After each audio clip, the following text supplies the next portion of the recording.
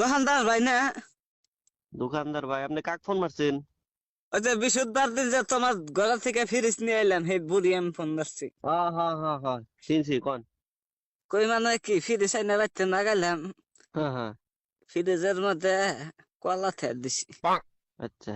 কলা থিয়ে ঘুমাইছি রে, হানা ওইটা দিছি যে কলা কালা হয়ে গেছে গা, গুইলা গেছে গা, কেবা হয়েছে কা।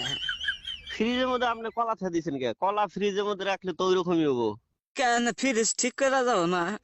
কিছুমান বস্তু আছে যেগুলা ফ্রিজে রাখা যাবে না, যেগুলা রাখা যায় ওইগুলা রাখা লাগবো। আপনি কলা রাখছেন, কালা হয়েছে। কলা তো মানে বেশি ঠান্ডা পাইলে মানে ই হইলে তো 1.5 কেজি কালাই হবে। কলা আনছি, এই 1.5 কেজি কলা কইলাম যে ফ্রিজের মধ্যে তেল দিই, সকালে আবার আমার শরীর দিক পারলাম।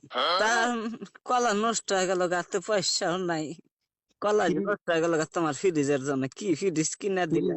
ফ্রিজের ভিতরে মাসে কাঁচা সবজি